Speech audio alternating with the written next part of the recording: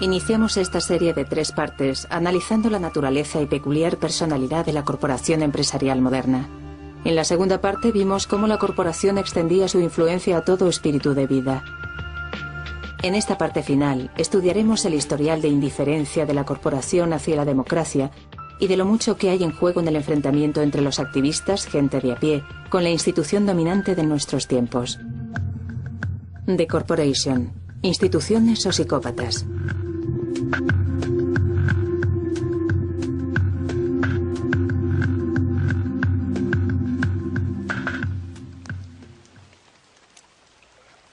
La perspectiva de que 2/3 de la población del mundo no tendrá acceso a agua potable para el 2025 ha provocado los primeros enfrentamientos en una batalla global por el control del recurso más básico del planeta.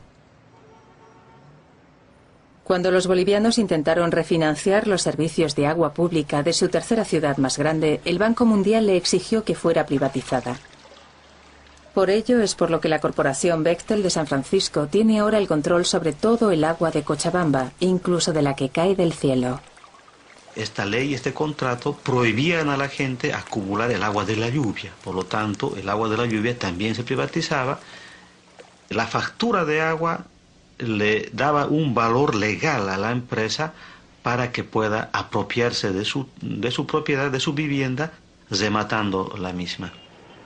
La gente debía optar por una decisión de comer menos, pagar del agua, pagar por los servicios básicos, dejar de mandar a los niños a la escuela, no asistir a los hospitales y curarse en la propia casa, o en todo caso, gente jubilada, por ejemplo, que tiene una renta muy baja, debería buscar trabajo en las calles. Es el gobierno boliviano que ha obedecido, o sea, los mandatos que le ha hecho el Banco Mundial. Pero en última instancia, quienes son los responsables de todo esto son las empresas transnacionales que han ido a intentar lucrar con lo poco que tiene el pueblo cochabambino, han intentado ganar dinero con el poco excedente que pudiera generarse en Cochabamba. Los gobiernos en nuestros países lamentablemente son instrumentos de estas empresas.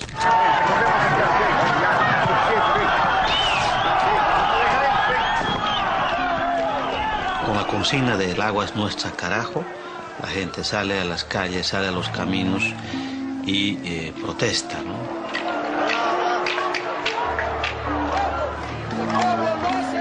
A pesar de que este país atormentado había pagado los préstamos del Banco Mundial con la privatización de la estable industria del petróleo, las líneas aéreas, los ferrocarriles, la electricidad y las compañías telefónicas, el gobierno fracasó al intentar convencer a los bolivianos de que el agua es una materia prima como cualquier otra. Entonces, ahí sí vimos que el gobierno defendía los intereses de la transnacional Bechtel, porque la gente quería agua, no gases. La gente quería justicia y no balas.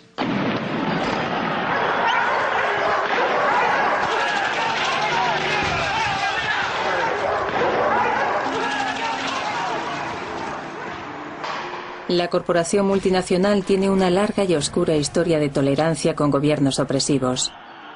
Es el narcisismo de los regímenes fascistas que imponen ideas engañosas mediante estructuras reglamentadas.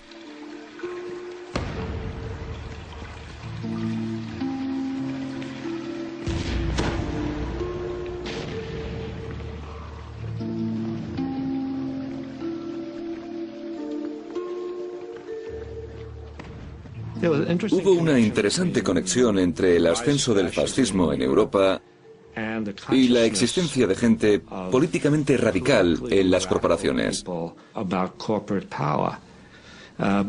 Se ha reconocido que el fascismo ascendió en Europa con la ayuda de las grandes corporaciones. Mussolini era muy admirado entre todo tipo de personas. Los empresarios le querían, las inversiones se disparaban y dio la casualidad de que cuando Hitler llegó a Alemania pasó lo mismo allí. La inversión se disparó en Alemania, tenía a la mano de obra bajo su control y se estaba deshaciendo de los peligrosos elementos de la izquierda. Las oportunidades de inversión estaban mejorando y no había problemas. Eran países maravillosos. Creo que una de las mayores historias no contadas del siglo XX es la de la confabulación entre las corporaciones, sobre todo en Estados Unidos y en la Alemania nazi. Primero, en términos de cómo las compañías, las corporaciones estadounidenses, ayudaron a reconstruir Alemania y apoyaron el ascenso del régimen nazi. Y luego, cuando estalló la guerra, se las arreglaron para que todo continuara funcionando. General Motors consiguió mantener Opel en funcionamiento, Ford pudo mantener sus operaciones y compañías como Coca-Cola, que no pudieron mantener sus ventas, se inventaron la Fanta de naranja para los alemanes y de este modo mantener sus ingresos en Alemania. Cuando beban Fanta de naranja, sepan que fue creada para que Coca-Cola pudiera seguir ganando dinero mientras millones de personas morían. Cuando Hitler llegó al poder en 1933, su objetivo era desmantelar y destruir la comunidad judía. Esto era una empresa de tal magnitud que requería los recursos de una computadora. Pero en 1933 no había computadoras. Lo que sí había era el sistema de tarjetas perforadas de IBM, que controlaba y almacenaba información realizando agujeros perforados en varias filas y columnas. Naturalmente, no había software a la venta como lo hay hoy en día. Cada aplicación tenía que diseñarse y configurarse de forma personalizada por un ingeniero.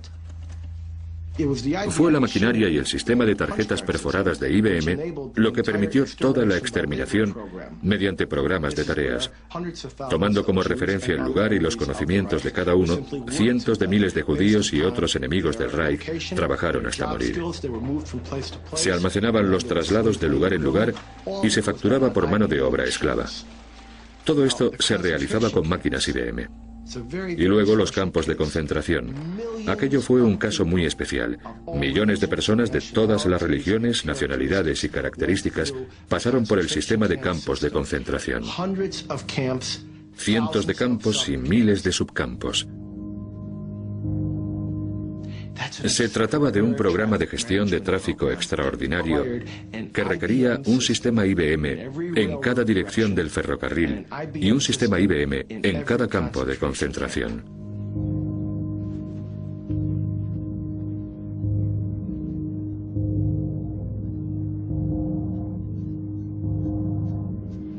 Esta es la tarjeta típica de un prisionero.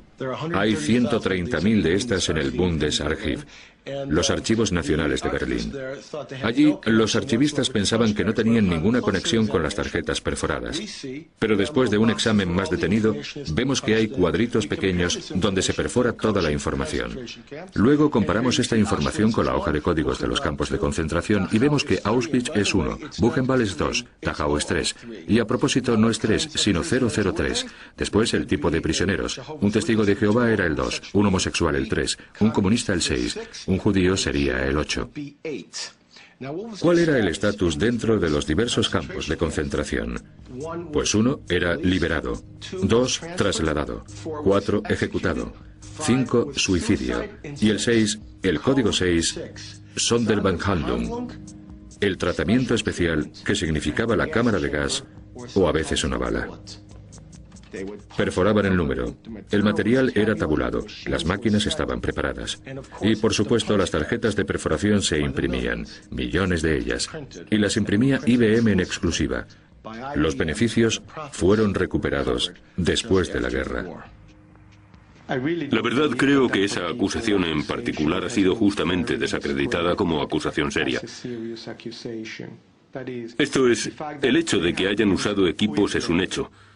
Pero la forma de conseguirlos, o cuánta cooperación tuvieran y cualquier tipo de connivencia intentando unir cabos que no están conectados, creo que esa parte ya está desacreditada. Generalmente tú vendes, por ejemplo, ordenadores. Y estos se usan de muchas maneras. Tú siempre esperas que se utilicen de la forma más positiva posible, pero si alguna vez te enteras de que no se están utilizando de forma positiva, entonces esperas que se deje de apoyar eso. Pero eso no siempre se sabe. ¿Acaso se puede saber? ¿Se puede averiguar siempre? Es difícil saberlo. Por supuesto, IBM diría que no tenía control sobre su filial en Alemania, pero aquí, el 9 de octubre de 1941, se escribió una carta directamente a Thomas J. Watson, con todo tipo de detalles sobre las actividades de la filial alemana. IBM no vendió ninguna de estas máquinas, sino que las alquiló, y tenían que pasar mantenimiento una vez al mes, aunque se encontraran en un campo de concentración, como los de Dachau y Buchenwald. Este es un contrato típico entre IBM y el Tercer Reich, instituido en 1942. No es con la filial holandesa ni con la filial alemana, sino con la corporación IBM de Nueva York. Da la casualidad de que me sé la historia y hablé de ella más de una vez con el viejo señor Watson. Yo estaba allí en ese momento. El señor Black simplemente no entiende los años 30, y no estoy diciendo que Watson no supiera que el gobierno alemán usaba tarjetas de perforación. Probablemente lo supiera, después de todo tampoco tenía muchos clientes. Pero Watson no quería hacerlo, no porque pensara que era inmoral, sino porque Watson, con un sentido muy agudo de las relaciones públicas, pensó que era arriesgado. No debería sorprendernos que la lealtad que tienen las corporaciones a los beneficios supera la lealtad que tienen hacia cualquier bandera. Un informe del Departamento del Tesoro revela las 57 corporaciones que mantienen relaciones comerciales con enemigos oficiales de Estados Unidos, incluidos terroristas, tiranos y regímenes despóticos.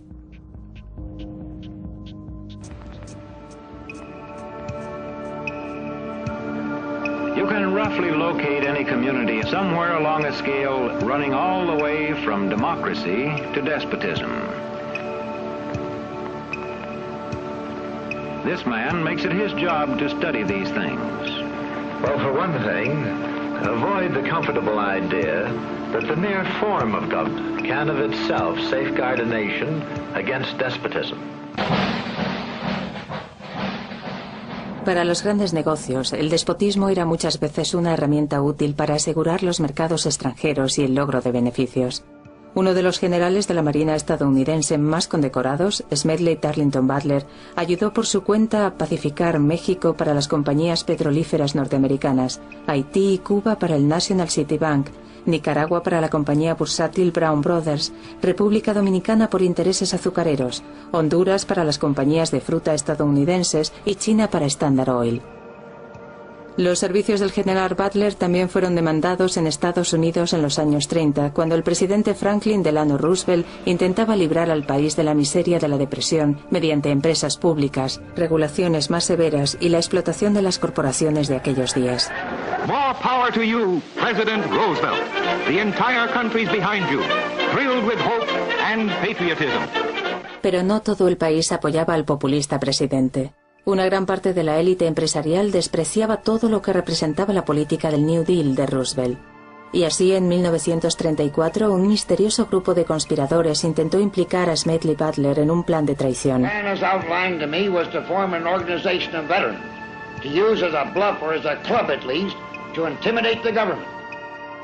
Pero el contubernio empresarial había elegido al hombre equivocado. Butler estaba harto, según él, de ser un gángster para el capitalismo. I appeared before the Congressional Committee, the highest representation of the American people, under subpoena to tell what I knew of activities, which I believe might lead to an attempt to set up a fascist dictatorship. The upshot of the whole thing was that I was supposed to lead an organization of 500,000 men, which would be able to take over the functions of government. Finalmente, el Comité del Congreso encontró pruebas del complot para derrocar a Roosevelt. Según Butler, entre los conspiradores se encontraban algunas de las corporaciones más importantes de Estados Unidos, como J.P. Morgan, DuPont y Goodyear.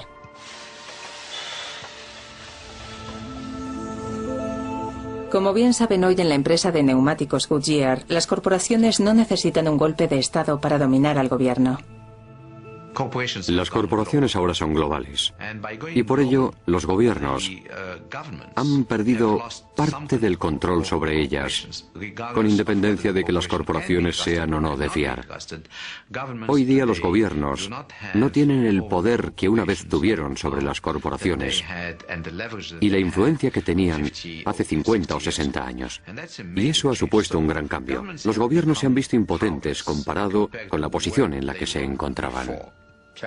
El capitalismo hoy manda sobre las alturas más elevadas y ha desplazado a la política y a los políticos como los sumos sacerdotes y oligarcas dominantes de nuestro sistema. Así que el capitalismo y sus principales actores y protagonistas y los presidentes de corporaciones han obtenido un poder y libre acceso inusuales.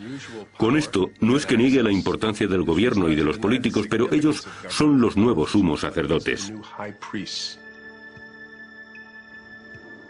En 1998 fui invitado a Washington, D.C. a una reunión que había sido convocada por la Agencia de Seguridad Nacional llamada Critical Thinking Consortium, Consorcio de Pensamiento Crítico.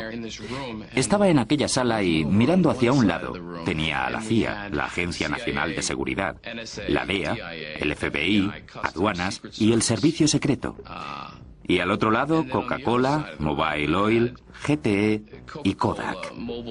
Recuerdo que en ese momento me sentía allí como en el epicentro de la industria de la inteligencia. Aquello era de verdad. No es que la línea estuviera borrosa, sino que no había ninguna línea. Y para mí aquello lo decía todo sobre lo mucho que se consultaban y cómo cooperaban la industria y el gobierno.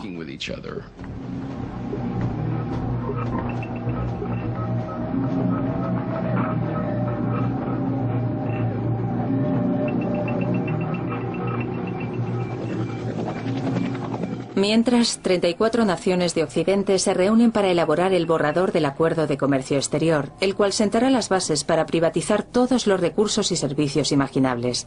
Miles de personas de cientos de organizaciones de gente corriente se unieron para oponerse. El presidente de la Cámara de Comercio de Canadá descarta los ataques en las calles. Para ellos, los 800 millones de ciudadanos americanos hablan con una sola voz. Strong advocacy of truth, justice, wisdom, and all those things. I was looking yesterday at the statements at the inauguration, the opening ceremony. What an extraordinary progress over the last 15 years. Absolutely. When you heard such open... A common language. A common language. Yes, and from the most developed to the least, it was extraordinary that now that we see the benefits of trade, more and more people want to buy it. Absolutely. Because we do realize that it helps everyone, from the poorer to the better off. So a lot of these countries are not saying we want to get off; they want to get on. Exactly. So no one wants out. Everyone wants in. Yeah. Anyway, well done. So, thank you. Félicitations. So far, so good. Good.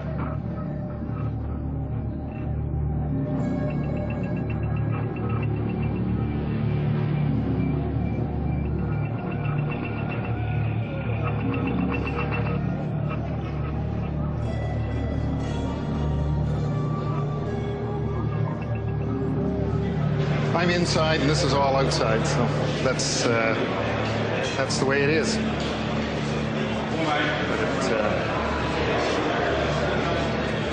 So, what do you think when you look at all this? Well, it's. I mean, I think it's too bad that this has erupted.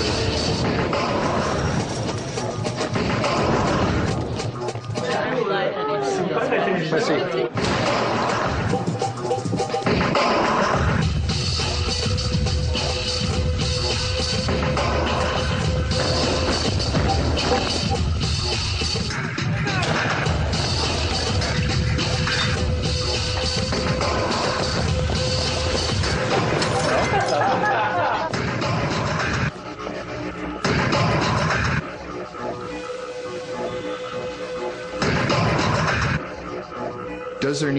Si es necesario tener alguna medida de responsabilidad, sí.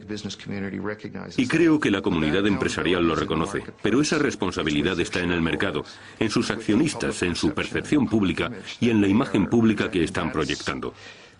Si las compañías no hacen lo que deberían estar haciendo, van a ser castigadas en el mercado y eso no lo desea ninguna compañía.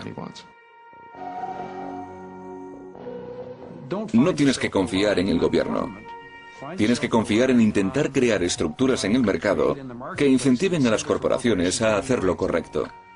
Hay un nuevo mercado. Estos chicos no están ahí porque el gobierno les ponga una pistola en el pecho o porque hayan leído de repente un libro sobre la meditación trascendental y la moralidad global. My inner voice says honor my inner child. Mine says love everyone. My inner voice says I like a Wendy's bacon mushroom melt. Están ahí porque entienden que el mercado necesita que ellos estén ahí. Estar ahí es su ventaja competitiva.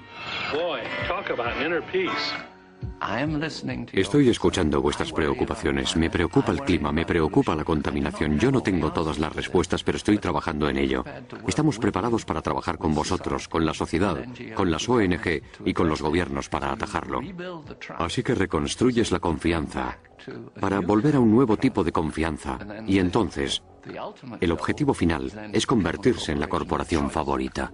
He believes that almost half our energy can one day come from renewable sources. He's been called a dreamer and a crank. And I've been called a hippie. And more recently, a project manager for Shell. Yo muchas veces me pregunto, ¿por qué tantas compañías suscriben la responsabilidad social corporativa?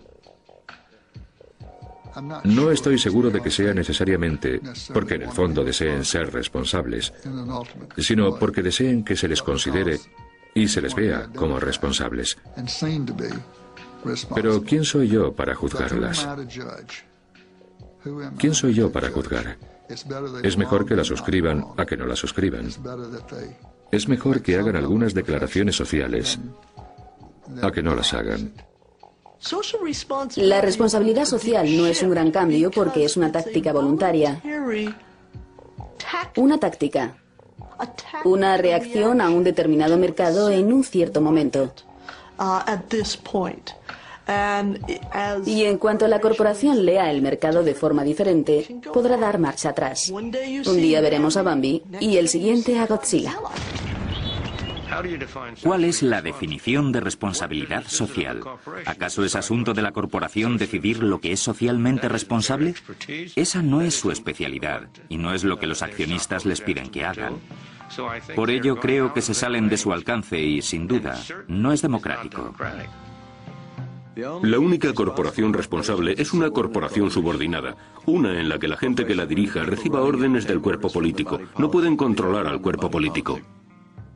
En realidad, me da igual lo que piense el presidente de General Motors sobre cuál es el nivel adecuado de emisiones que pueden expulsar los tubos de escape de sus automóviles. Puede que tenga un montón de científicos, puede que sea muy buena persona, pero yo no le he elegido para nada. Y no tiene ningún poder para decidir en mi nombre. Estas decisiones deben ser realizadas por los gobiernos, no por las corporaciones. Y es muy peligroso y una tentación decir, ¿por qué no tenemos un rey filósofo? Como presidente corporativo, dejemos que decida. Dejemos que el gran líder decida. La historia no perdonaría ante tal decisión y diría, un poder que no responda ante nadie es un poder que no se puede tolerar en este mundo. Si llevas esto hasta una conclusión lógica, se tendría la imagen de que, en realidad, el fin del mundo se halla cerca, y de que todos tenemos lavado el cerebro, y de que no queda ningún espacio libre. Pero creo que todavía no hemos llegado a eso. Y creo que es importante que no exageremos el caso, y que admitamos que hay grietas y fisuras en todas estas estructuras corporativas. A veces, cuando la corporación se centra en un proyecto determinado, miran hacia el otro lado, mientras pasan todo tipo de cosas interesantes en un rincón. Es algo que pasa en todos los periodos de la historia. Cuando la injusticia basada en la falsedad, basada en el arrebatamiento de los derechos y libertades de la gente para vivir y sobrevivir con dignidad, cuando pones esta situación en evidencia, se da la vuelta a la tortilla.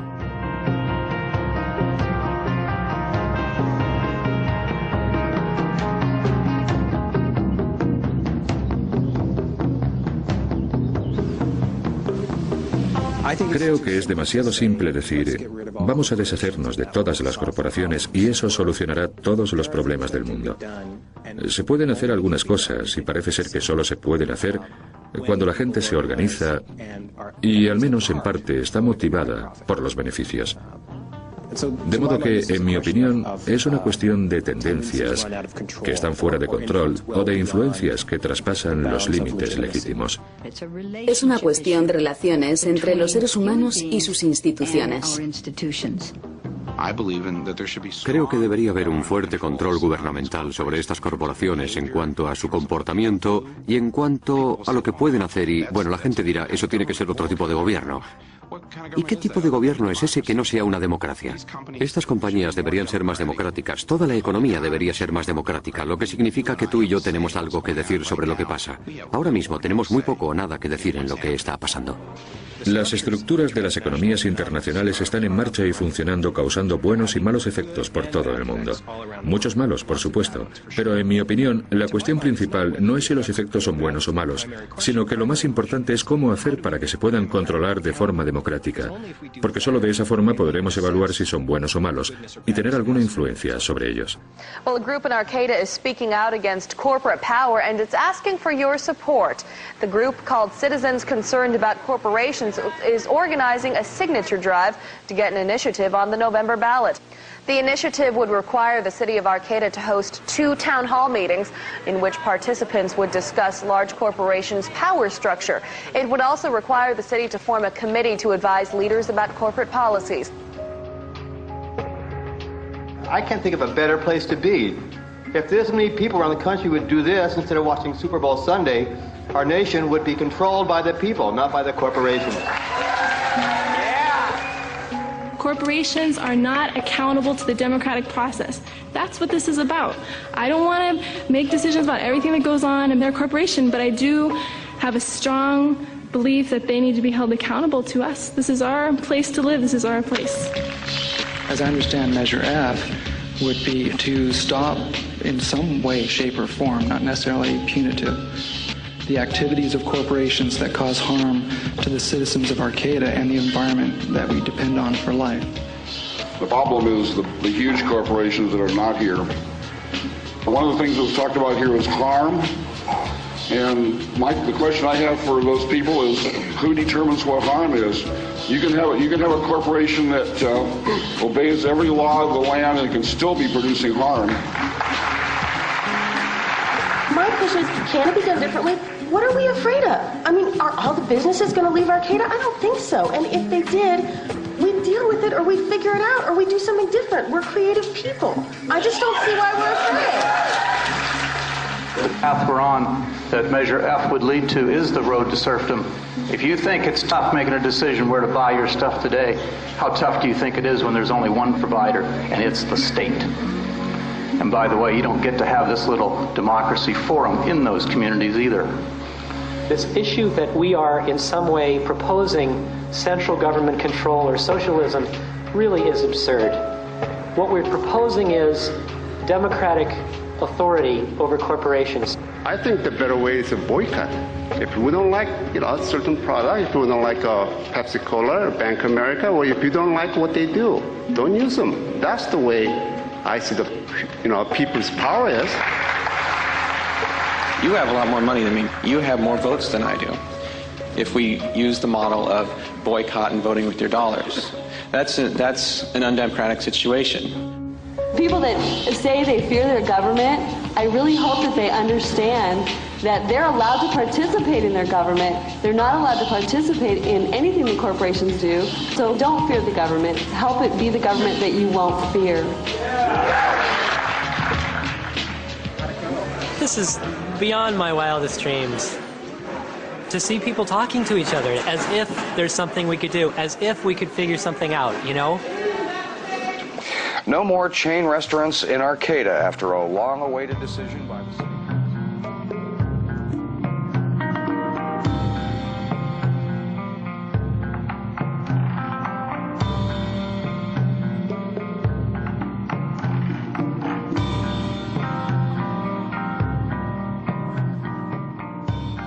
Sabemos lo que necesitamos. Son una serie de pasos sencillos. Lo que no tenemos es la voluntad política.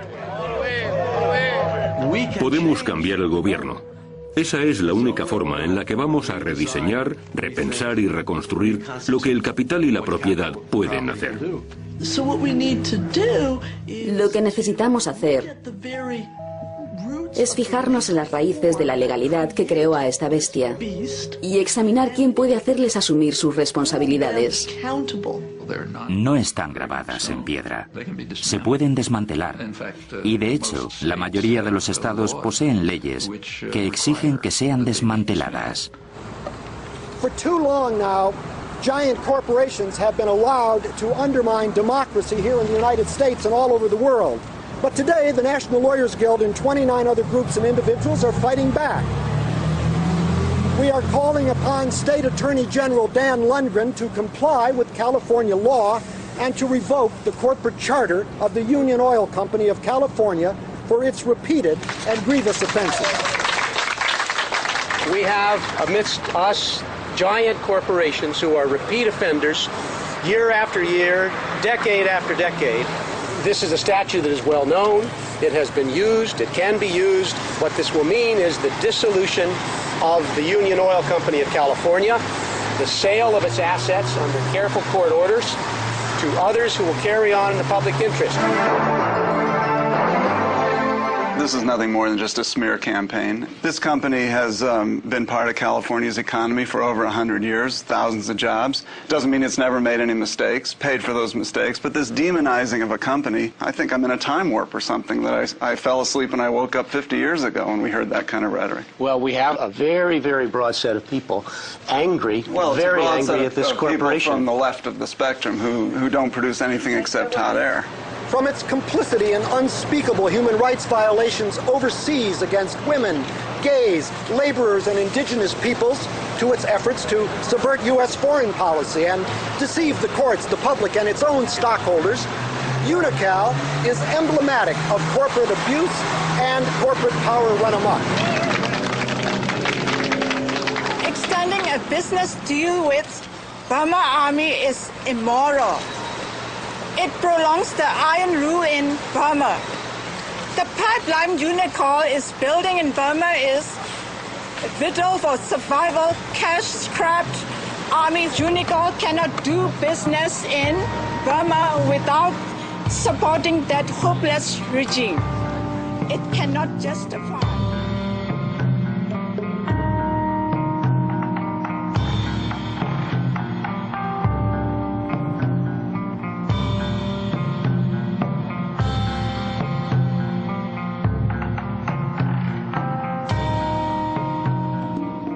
El comercio y el gobierno no son primordiales, son instituciones secundarias. Se derivan de la institución principal, que es la cultura en la que la gente vive su vida. Comprender esto es la clave para este debate sobre la globalización. Si podemos empezar a restablecer la cultura como el centro en el que se encuentra el poder de la gente, entonces habrá una función para las corporaciones y habrá una función para el gobierno. Pero esas funciones tienen que ser no de dominación, sino de servicio a la comunidad donde la gente vive su cultura y sus valores sociales. El hecho de hacer estos documentales ha supuesto una maldición para mí, ya que he comprobado que pueden influir para cambiar las cosas, y ahora me veo obligado a seguir haciéndolos. Sí, ese soy yo, haciendo lo que hago habitualmente. Durante todo el año procuro ponérselo difícil a las compañías, pero en Navidades prefiero poner a un lado mis diferencias y llegar a grandes compañías como las del tabaco.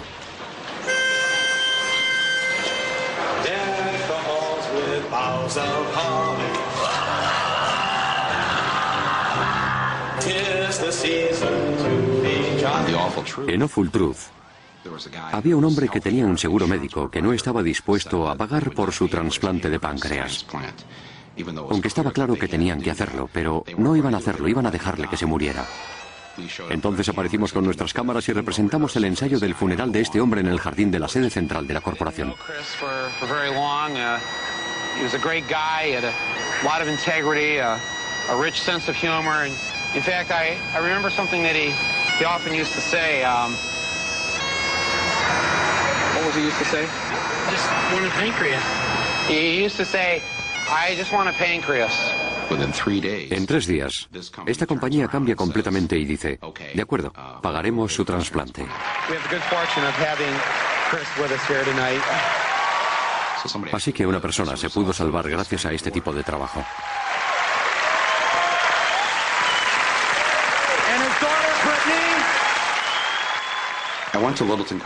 Fui a Littleton, Colorado, donde se había realizado el tiroteo de Columbine.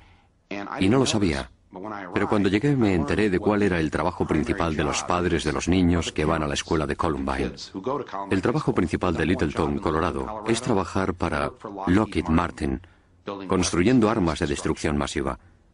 Pero ellos no ven la conexión entre lo que hacen para ganarse la vida y lo que hacen sus hijos en la escuela, o lo que hacían en la escuela.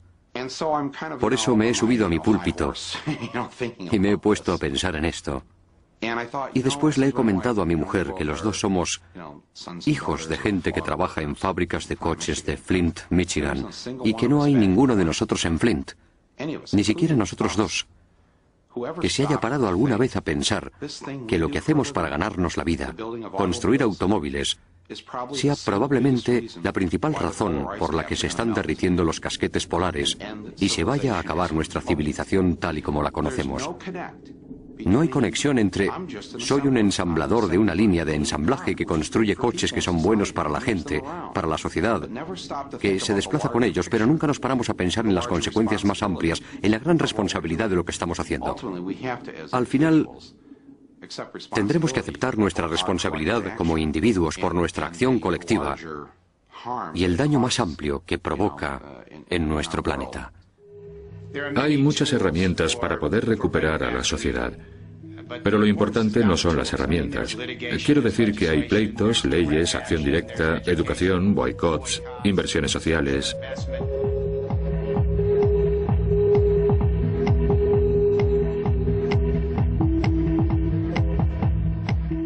Hay muchas formas de enfrentarse a los problemas del poder corporativo. Pero en el análisis final será la forma de verlo. Tenemos que disponer de la mejor historia.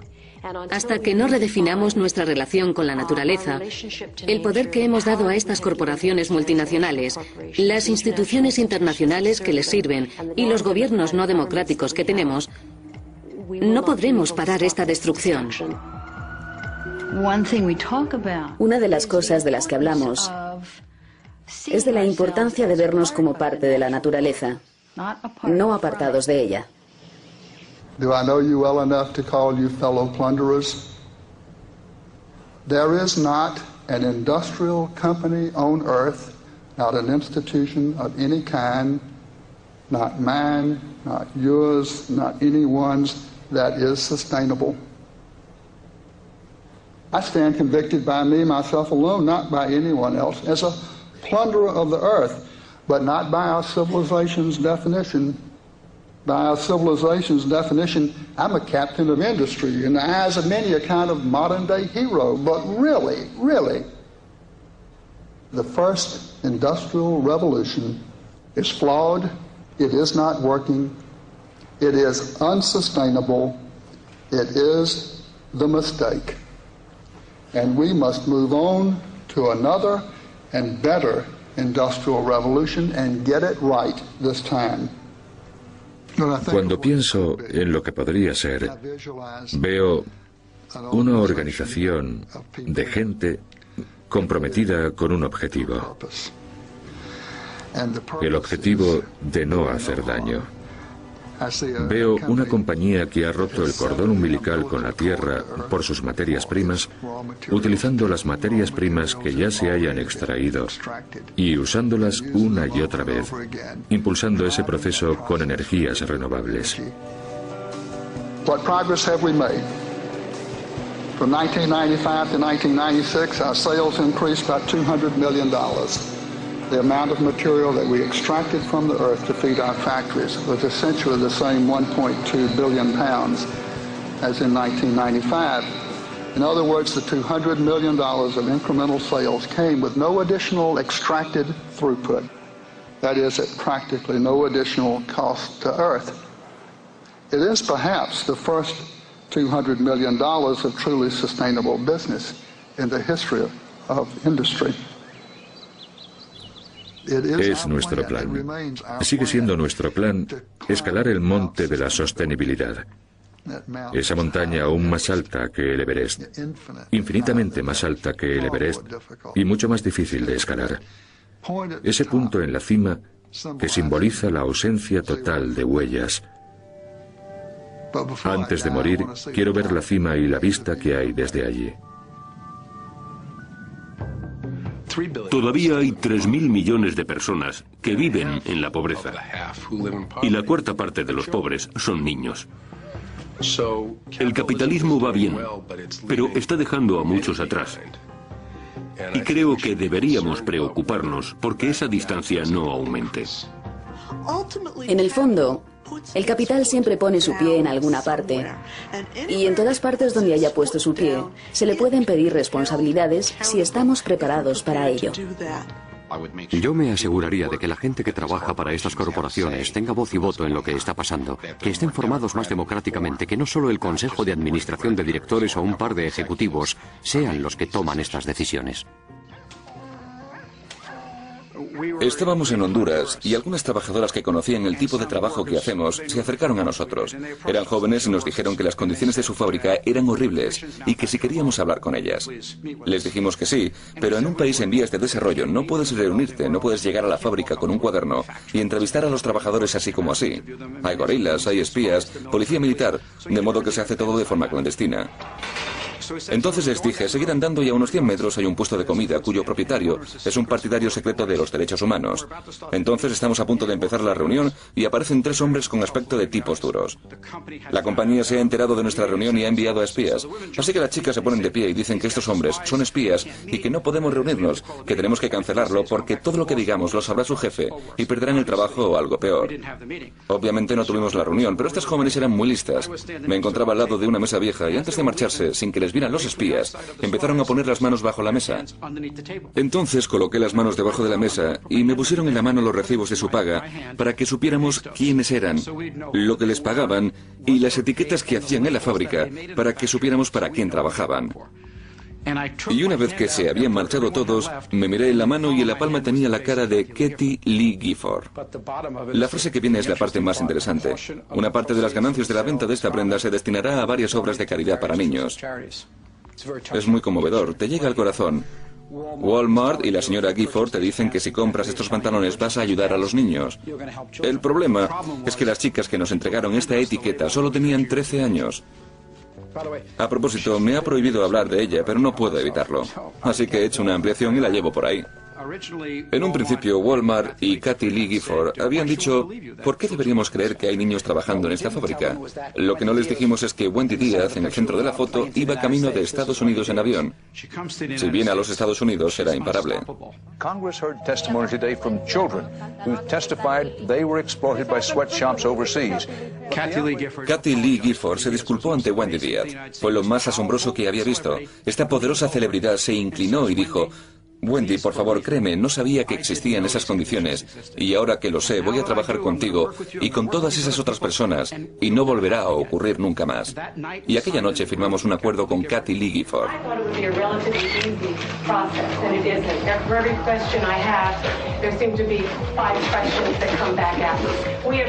En cuanto a Walmart y Kathie Lee, casi todo volvió a las mismas condiciones de explotación, pero como esto se resolvió por medio de la televisión durante semanas, este incidente de explotación con Kathie Lee Gifford llegó a todos los rincones del país y, francamente, creo que después de esto prácticamente no queda nadie en este país que ignore el trabajo de los niños, las fábricas explotadoras o los sueldos que no dan ni para comer. Estamos preparando una campaña. Si la marca está protegida, también debería estarlo el niño que fabrica sus productos. Si la marca está protegida por derechos internacionales de copyright y de propiedad intelectual, si está protegida por la Organización Mundial del Comercio, así es como debería ser. Pero el niño de 16 años tendrá que tener la misma proporción de protección que esa marca.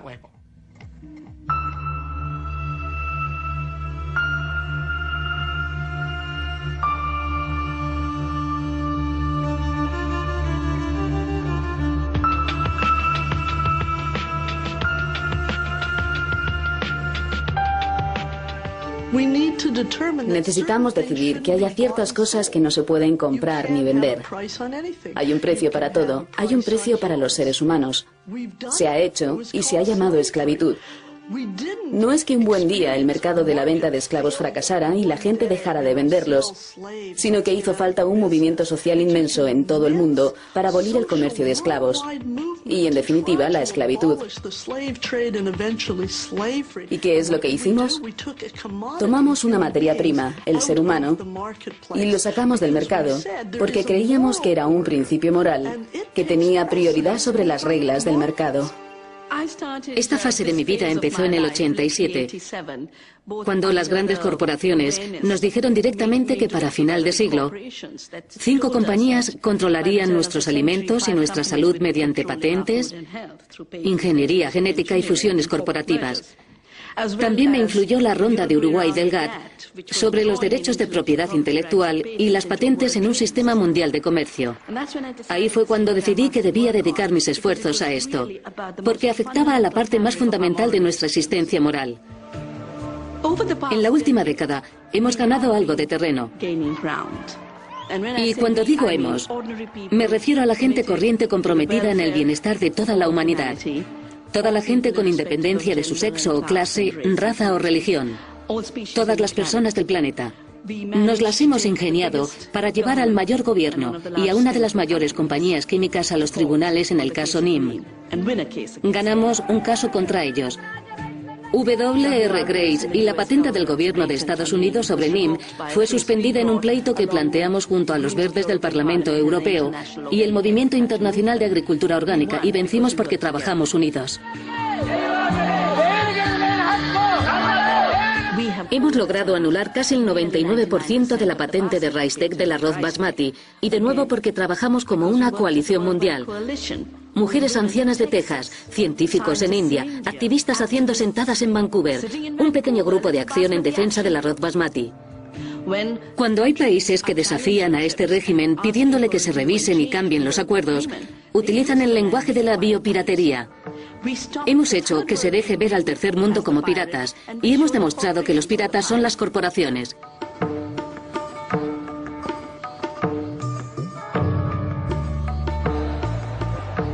Miren lo poco que necesitó Gandhi para luchar contra las leyes de la sal de los británicos, cuando estos decidieron aumentar sus ejércitos y fuerzas policiales a través del impuesto de la sal.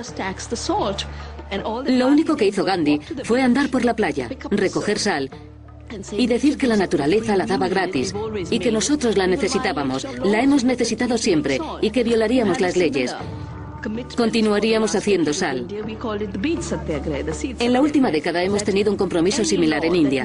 Lo llamamos el Beet Sagred, que consiste en que cualquier ley que convierte en ilegal guardar semillas es una ley que no merece respeto. La infringiremos porque guardar las semillas es un deber hacia la tierra y las futuras generaciones. Pensamos que sería algo simbólico. Más que simbólico. Se ha convertido en una opción de supervivencia. Los granjeros que cultivan sus propias semillas, que guardan sus propias semillas y no compran pesticidas, tienen el triple de ingresos que los granjeros que están atrapados por la rueda química, dependiendo de Monsanto y de Cargill. Nos las hemos arreglado para crear alternativas que funcionan para la gente.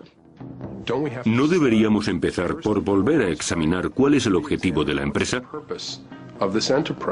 Y si la respuesta continúa siendo la rentabilidad y la satisfacción de los accionistas, no será una respuesta suficientemente satisfactoria. Hay un chiste un poco viejo que dice que 2 economistas están mirando a una serie de fórmulas en una pizarra y uno le dice al otro: ¿sabes? Creo que este modelo funciona mucho mejor si se excluye a la gente. A los economistas, sobre todo a los economistas de derechas, les gusta decir que hay un modelo de comportamiento racional egoísta que define la vida humana y el deseo humano. Pero, por supuesto, lo que no admiten en ese modelo son las excepciones o lo que ellos llaman interés egoísta lógico, excepciones que se producen continuamente. Tenemos que mejorar ese modelo. Puede que haya otras motivaciones que no sean las propiamente egoístas, como la abnegación, la minimización del beneficio en pos de algún otro valor, etcétera, etcétera. Esto, por supuesto, supuesto, no son noticias nuevas para ninguna persona, pero sí lo son para muchos economistas porque no es la forma en que han concebido el mundo. Deberíamos tomarnos algo de tiempo y observar esta discrepancia porque es la clave para reconstruir la imagen de forma que sea más rica y más humana, y no tanto basada en los beneficios. Tenemos que deshacer un montón de cosas con inteligencia para poder llevar a cabo esta tarea realmente peligrosa, ardua y arriesgada de la mejor forma posible. Eso significa que la gente tiene que estar unida y aprender un montón de cosas que no sabemos y que se han apartado de la cultura y de la sociedad, que se han apartado de nuestro pensamiento. Eso para mí es lo más emocionante que está ocurriendo ahora y que está ocurriendo en todo el mundo. Estas son las imágenes que reflejan definitivamente la situación que vivió Cochabamba durante la jornada de este viernes. Prácticamente estuvo sitiada. Policías del departamento de... Bolivia estaba decidida a defender el derecho de la corporación Bechtel a hacer que familias que viven con 2 euros al día paguen una cuarta parte de sus ingresos por el agua. Cuanto mayor fue la resistencia del pueblo al plan de privatización, más violenta se hizo la reacción del gobierno. Fui detenido delante de mi familia, fui maltratado, además tuvieron una tortura de carácter psicológica y nos condujeron además enmanillados, vendados hasta un lugar remoto, a una unidad militar allá en la frontera con el Brasil. Y por eso hubieron centenares de heridos jóvenes que a sus 16, 17 años perdieron brazos, perdieron piernas, quedaron paralíticos, quedaron lesionados de la cabeza de por vida y murió Víctor Hugo Daza.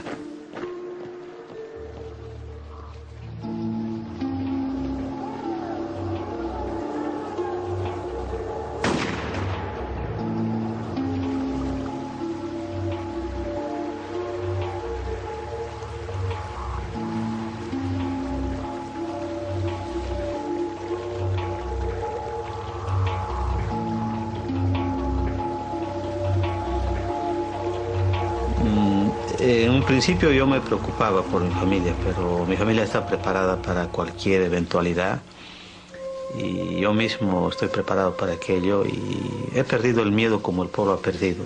No tengo miedo a morir, pero sí quisiera vivir un tiempo más para poder seguir peleando. En cierto momento de la lucha, en el momento más culminante, el ejército se acuarteló. La policía también no salió de su cuartel, los congresistas desaparecieron, el gobernador se ocultó, denunció el gobernador, no había autoridad legal, la única autoridad legítima era el pueblo que estaba en un cabildo, que estaba en la plaza y que tomaba las decisiones en grandes asambleas y al final decidió sobre el agua. Y creo que la gente, los jóvenes y los viejos de mucho tiempo pudimos saborear, digamos, pudimos saciarnos de esa sed de democracia. ¡Y así lo hemos conseguido, compañeros! Hemos heredado una empresa, como toda empresa pública, con problemas técnicos, con problemas financieros, con problemas legales y con problemas administrativos. Nos estamos enfrentando.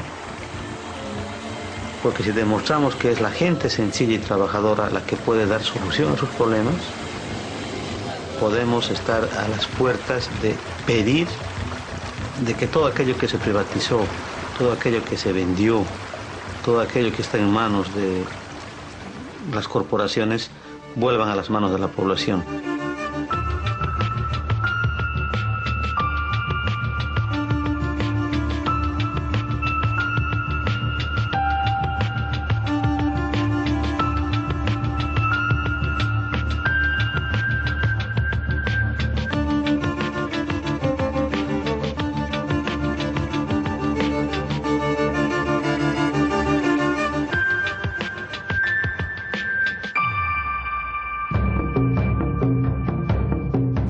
Algunas veces me sorprende lo eficaz que se puede ser. Después de vencer a Gap, pasé por sus tiendas y pensé, madre mía, hay 2000 tiendas como esta en todo el país. Mira todo ese hormigón, todo ese cristal, todo ese personal, todas las ropas, todo ese poder. pues todavía se puede alcanzar a esas compañías, todavía se puede influir en ellas.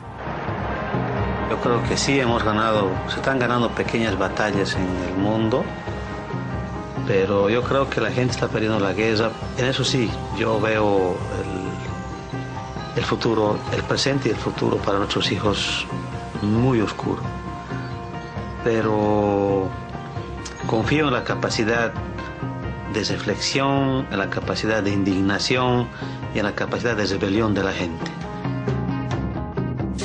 Hay 15 corporaciones a las que les gustaría controlar las condiciones de nuestra vida. Y hay millones de personas que están diciendo que no solo no las necesitamos, sino que nosotros lo podemos hacer mejor. Vamos a crear sistemas que alimenten la tierra y alimenten a los seres humanos. Y esto es el sostén principal de un gran número de sociedades por todo el mundo. Ahí es donde está el futuro. Yo no creí que íbamos a ganar. Yo no pensé que la empresa se iba a ir. Para mí era imposible. Y muchos opinaban así. Entonces era una angustia en mi pecho de expresar algo que yo no creía. Y ahí aprendí una lección muy importante, de que uno no puede desconfiar en la capacidad del pueblo. Un eslogan que siempre yo había repetido en las marchas, de que el pueblo unido jamás será vencido. Y ver eso para mi pueblo, muy grandioso. ¿Saben? Siempre he pensado lo irónico que es que pueda hacer todo esto y seguir dedicándome a lo mío. Trabajo en la industria audiovisual, los estudios me distribuyen y son propiedad de grandes corporaciones. Entonces, ¿por qué me siguen comprando cuando resulta que me opongo a todo aquello que ellos representan? ¿Cómo es que empleo el dinero que me dan ellos para oponerme a aquello en lo que ellos creen? Pues porque no creen en nada.